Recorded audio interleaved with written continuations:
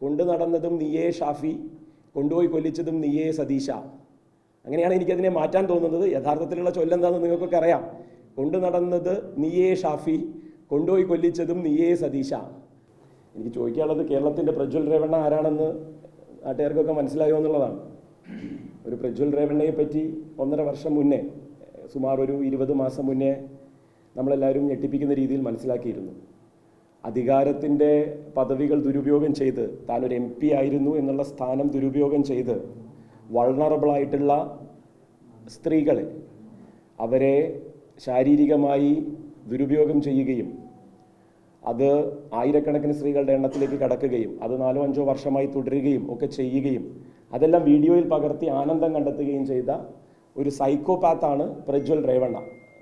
മലയാളികൾ പ്രജ്വൽ രേവണ്ണയെ മറന്നു പോയിട്ടുണ്ടെങ്കിൽ അത് ഓർമ്മിക്കണമെന്ന് ഞാൻ 1 മാസം മുന്നേ വെറുതെ സൂചനയായിട്ട് പറഞ്ഞേ ഉള്ളൂ, ഒരു മെമ്മറി ടെസ്റ്റ് പോലെ. കാരണം പ്രജ്വൽ രേവണ്ണയൊന്നും നമ്മൾ ഒരിക്കലും മറക്കരുത്.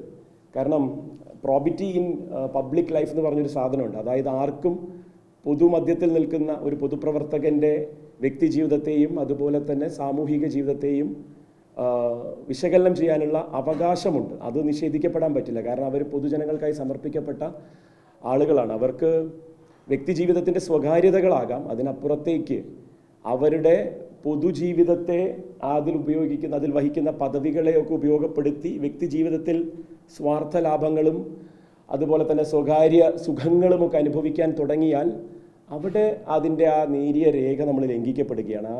ആ ബ്രീച്ച് നമ്മൾ വളരെ കൃത്യമായിട്ട് മനസ്സിലാക്കണം. അത് മനസ്സിലാക്കാനും സത്യം പറഞ്ഞാൽ എനിക്ക് തോന്നുന്നു, ഞാൻ ഈ പത്രസമ്മേളനം നടത്തുന്നത് കേരളത്തിൽ ശബ്ദമില്ലാതെ പോകുന്ന ലക്ഷക്കണക്കിന് കോൺഗ്രസ് പ്രവർത്തകർക്ക് വേണ്ടിയാണോ എന്ന് പോലും എനിക്ക് വീണ്ടും ഒരു സംശയമുണ്ട്. ശബ്ദമില്ലാതെ ആയിക്കൊണ്ടിരിക്കുന്ന കോൺഗ്രസ് പ്രവർത്തകർക്ക്. കാരണം കോൺഗ്രസ് പ്രവർത്തകരുടെ ശബ്ദം നിലച്ചുപോയിട്ട് ഏകദേശം 10-12 മാസത്തിലേറെയായി. ലോക്സഭാ വിജയം കോൺഗ്രസിനെ കേരളത്തിൽ ഒരു തരത്തിൽ മത്ത് പിടിപ്പിച്ചിരുന്നു.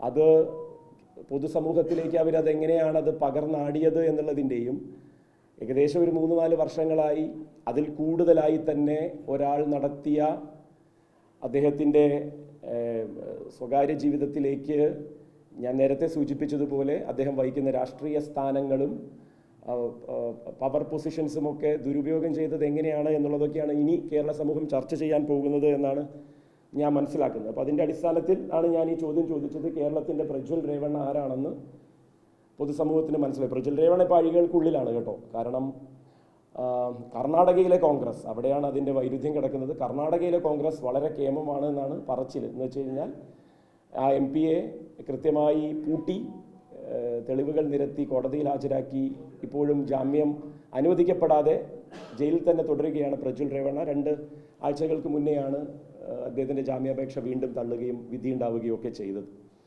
അപ്പോൾ കേരളത്തിലെ കോൺഗ്രസ്സിന് വേറൊരു ന്യായമാണുള്ളത്. കാരണം കേരളത്തിൽ കോൺഗ്രസ് എന്ന് പറയുന്ന ഒരു സാധനം ഇല്ല. കോൺഗ്രസ് എന്ന് പറയുന്ന സാധനം ഇല്ലാതെയായിട്ട് കുറേ ആയി എന്ന് പക്ഷേ കോൺഗ്രസ് പ്രവർത്തകർക്ക് അത് മനസ്സിലായിട്ടുണ്ടോ എന്ന് എനിക്കറിയില്ല. കാരണം പണ്ട് എബ്രഹാം ലിങ്കൻ്റെ ഒരു കൊട്ടേഷൻ ഉണ്ട്, you can fool all of the people some of the time and some of the people all of the time.